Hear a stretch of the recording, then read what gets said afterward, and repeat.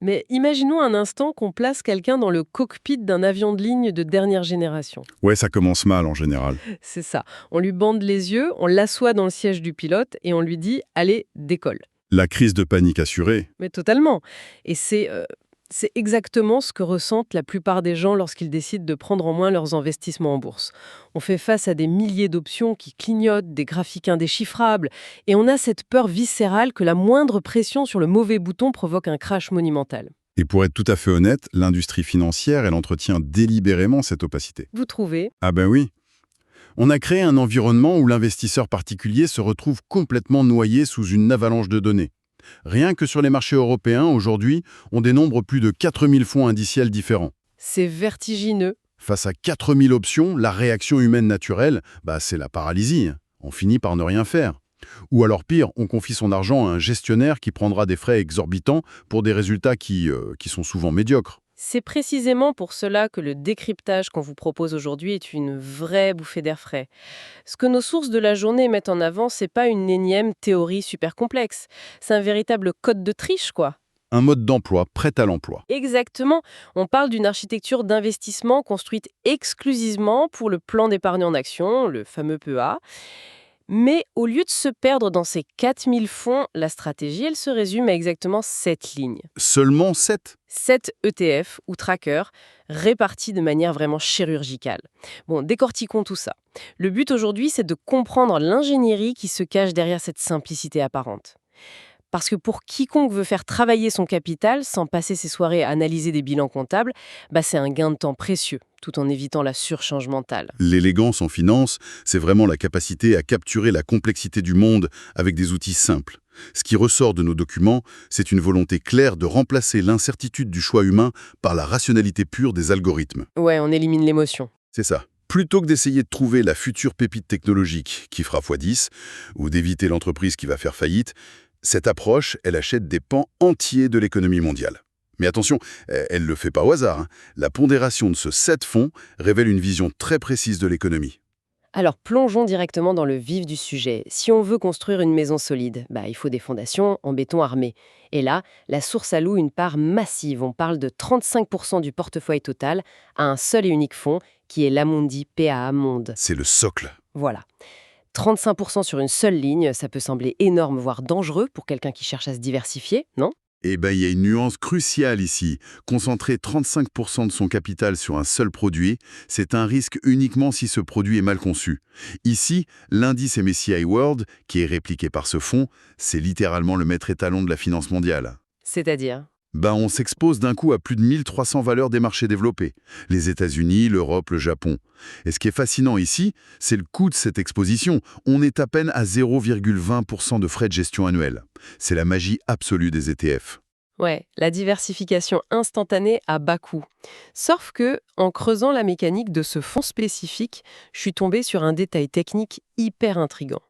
Un paradoxe total. Lequel? Le PEA, par définition légale, c'est une enveloppe fiscale qui a été créée par l'État pour encourager l'investissement dans des entreprises européennes. C'est la règle d'or. Tout à fait. Pourtant, ce fonds monde, il est gavé d'actions américaines. On y trouve du Nvidia, du Microsoft, de l'Amazon, de l'Alphabet. Comment on peut contourner la loi comme ça et mettre des géants américains de la tech dans un outil strictement européen? Les sources mentionnent un terme, la réplication synthétique. Ça sonne comme de la science-fiction. Oui, je comprends l'impression, mais c'est pas de la science-fiction, c'est de la haute ingénierie financière. Et c'est fondamental de comprendre ça pour pas avoir l'impression d'investir dans une arnaque illégale. Dans une réplication classique, physique, le fonds achète les actions de l'indice. Logique. Mais ici, pour respecter les contraintes du PEA, le gestionnaire du fonds achète bel et bien un panier d'actions purement européennes. Légalement, la case est cochée, tout est en règle. Attendez, donc l'argent sert techniquement à acheter des boîtes comme Total Energies ou LVMH? Exactement.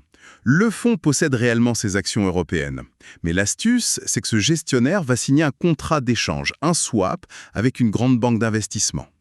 Le contrat est hyper simple. Le fonds cède à la banque la performance de ses actions européennes et en échange, la banque s'engage à lui verser la performance exacte de l'indice américain. C'est brillant. Donc on possède le contenant européen pour la légalité, mais on consomme le contenu américain grâce à cet accord de rendement. C'est un tour de passe-passe légal et très efficace. super clair. Mais c'est là que ça devient vraiment intéressant. Parce que ça m'amène à une contradiction dans le portefeuille. Si nos fondations de 35% contiennent déjà massivement des valeurs technologiques américaines, pourquoi la stratégie nous pousse à en rajouter une couche énorme via ce swap? Ah, l'accélérateur de croissance. Oui, parce que la suite du document est assez agressive. On ajoute 10% dans l'Amundi PEA Nasdaq 100 et carrément 16% dans l'Amundi PEA Emerging ESG Transition. C'est un fonds exposé aux semi-conducteurs asiatiques avec des géants comme TSMC, Samsung et SK Hynix. Donc, on a déjà de la tech et on décide de remettre 26% sur une tech encore plus volatile. Oui. Pour reprendre l'analogie de la voiture, c'est un peu comme si sur notre châssis solide, on installait un moteur de course surpuissant. C'est pas un peu suicidaire de doubler la mise sur la tech, surtout que la source avertit sur la haute volatilité du Nasdaq? Alors, je comprends totalement cette inquiétude. Et si l'on relie cela à la vue d'ensemble, oui, le Nasdaq est nerveux. Oui, les semi-conducteurs asiatiques peuvent faire des chutes de 30%, mais les sources justifient cette volatilité par un potentiel de croissance à long terme gigantesque. En fait, c'est pas juste doubler la mise bêtement, D'accord. c'est acheter l'intégralité d'une chaîne de valeur. Cette allocation sépare intelligemment deux éléments. Les 10% sur les États-Unis ciblent le logiciel, le cloud, les algodia, les plateformes. Les cerveaux, en gros. C'est ça. Mais un cerveau logiciel, il tournait pas sans puissance de calcul physique, sans matériel. Et c'est là que les 16% en Asie entrent en jeu.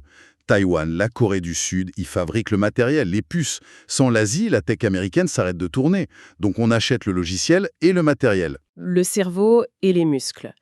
D'ailleurs, il y a un mot dans cet ETF asiatique qui interpelle. Le sigle ESG, pour environnemental, social et gouvernement. Ouais, le fameux ESG. Voilà. Souvent, on voit ça comme du greenwashing, du marketing de façade. Qu'est-ce que ça vient faire au milieu d'une stratégie agressive sur les semi-conducteurs? L'ESG est très souvent mal compris. En Asie émergente, c'est pas de la philanthropie. C'est un outil de gestion des risques, pur et dur. Un filtre ESG Transition, ça va sélectionner les usines qui se préparent aux futures réglementations climatiques et qui sont transparentes. Ah, donc on évite les entreprises qui vont se prendre des amendes monstres ou des taxes carbone. Exactement. C'est de l'anticipation réglementaire pour protéger le capital, tout simplement. Ok, ça explique la pondération de 16% sur l'Asie et seulement 10% sur le Nasdaq. La tech américaine est super chère, alors que l'Asie offre de la croissance à un prix plus raisonnable. C'est tout à fait ça. Mais revenons à notre montage. On a nos fondations, on a installé nos moteurs surpuissants mais imprévisibles. Maintenant, il nous faut des amortisseurs de choc. Il en faut, oui. Et la stratégie bascule soudainement vers l'Europe, avec 30% du capital. C'est énorme. On a 20% dans l'Amundi, MSCI IOU Value Factor, et 10% dans un fonds de dividendes européen qui distribue environ 5,8% par an. C'est la poche défensive. Moi, j'aime bien comparer ces 30% européens aux colocataires super fiables, mais complètement ennuyeux. Il sort jamais, il connaît rien à l'intelligence artificielle. Mais bon, tous les mois, son chèque de loyer, avec ses 5,8% de rendement, il est sur la table. C'est une très belle image. Merci. Mais à l'ère de la tech, est-ce que ces secteurs, la finance traditionnelle, l'énergie, l'industrie lourde, c'est pas des poids morts, Andrier? Les actions value, par définition, c'est des boîtes décotées, pas chères. N'y a-t-il pas un risque de tomber dans ce qu'on appelle un piège de valeur? Acheter un truc pas cher juste parce que son modèle économique est en train de mourir. C'est un risque si on achète une seule action isolée, oui.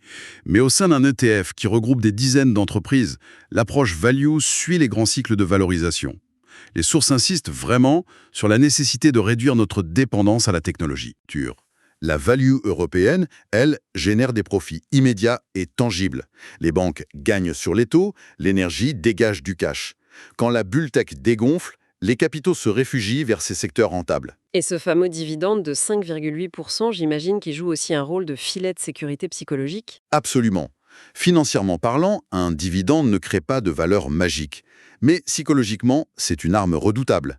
Quand le marché s'effondre de 20%, l'investisseur panique. Il veut tout vendre. Voilà.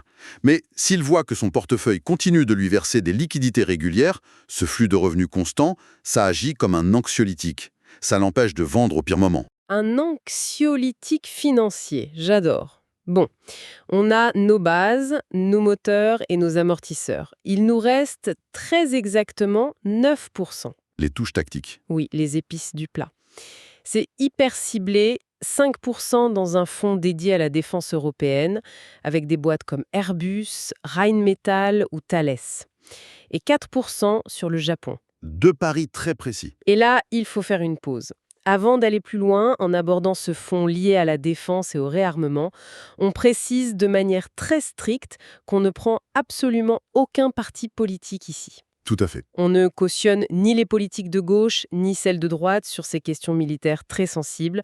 On se contente vraiment de rapporter objectivement les dynamiques financières décrites dans les documents. C'est primordial de le souligner. Les marchés sont froids. Face aux tensions géopolitiques actuelles, on observe simplement une réalité budgétaire incontournable. Les États européens augmentent massivement leur budget de défense. Donc, allouer 5% là-dedans, c'est capter ces flux financiers. Oui, ces entreprises ont des carnets de commandes pleins pour 10 ans. C'est une couverture directe. Si les tensions géopolitiques s'aggravent et font baisser le reste du marché, ce secteur spécifique va monter et amortir la chute. C'est très clair. Mais pour le Japon, j'avoue que je suis plus songeuse. La source présente un vrai paradoxe. Pendant que le monde entier paniquait face à l'inflation, le Japon, lui, célébrait le retour de la hausse des prix. C'est complètement le monde à l'envers, non ? Pas si on regarde l'histoire du Japon. Ils ont vécu la déflation pendant des décennies. Les prix baissaient, donc les gens attendaient pour acheter, les usines n'investissaient plus, les salaires stagnaient. C'est une spirale mortelle pour une économie. L'économie zombie, quoi. Voilà. Donc, le retour de l'inflation récemment, c'est un électrochoc positif. Ça force les entreprises japonaises à investir, à augmenter les salaires, à améliorer leur gouvernance. Le Japon est en pleine renaissance économique, et capter ça avec un petit 4% tactique, c'est très malin. Ok, la boucle est bouclée, on a nos 7 lignes, mais bon, aucune stratégie n'est infaillible. Alors, quels sont les angles morts ? Qu'est-ce que tout cela signifie au niveau des risques ? Parce qu'il y en a toujours, n'est-ce pas ? La source mentionne des points de vigilance cruciaux. Oui, le risque principal, c'est la concentration sectorielle. On l'a dit, la tech pèse lourd. Et la géopolitique, bien sûr. Oui, notamment autour de Taïwan, qui héberge toute la production de semi-conducteurs. On a 16% de notre portefeuille exposé là-bas. C'est pas rien. C'est bien beau d'avoir un bateau de croisière sur pilote automatique, mais il faut quand même regarder la météo de temps en temps. C'est une excellente remarque. Et cela soulève une question importante sur nos propres biais. Il faut garder un esprit critique. Une crise à Taïwan ferait plonger les puces asiatiques et le Nasdaq dans la seconde. Ce serait violent. Très. Mais c'est précisément pour ça que la stratégie est architecturée ainsi. La diversification géographique et sectorielle qu'on vient de voir, c'est la réponse à cette vulnérabilité. Les dividendes européens, le bloc value, la défense, ils sont là pour absorber ce choc. On n'évite pas le risque, on s'organise pour y survivre. Ce qui me fascine en résumant tout ça, c'est l'élégance du système. On a balayé le socle mondial, propulsé par la tech US et les puces asiatiques, on a stabilisé le tout avec l'Europe et ses dividendes, et on a pimenté avec la défense et le Japon. Et tout ça en 7 trackers. Avec des frais réduits et une gestion simplifiée à l'extrême. C'est ça. La grande leçon, c'est que la complexité, c'est pas synonyme de performance. Une allocation disciplinée permet de réduire le risque tout en cherchant du rendement. Les algorithmes passifs font souvent mieux que les humains agités. Et justement, pour finir là-dessus, ça nous laisse avec une pensée un peu provocatrice. Si cette stratégie passive de 7 lignes, gérée par des ordinateurs, bat régulièrement les portefeuilles super complexes gérés activement, que reste-t-il au mythe du trader de génie ou du gérant de fonds payé des millions pour analyser des bilans, hein ? C'est la grande remise en question de la finance moderne. Absolument. Est-ce que cette expertise humaine vaut vraiment son prix ? On laisse la question ouverte. Une belle matière à réflexion pour la suite.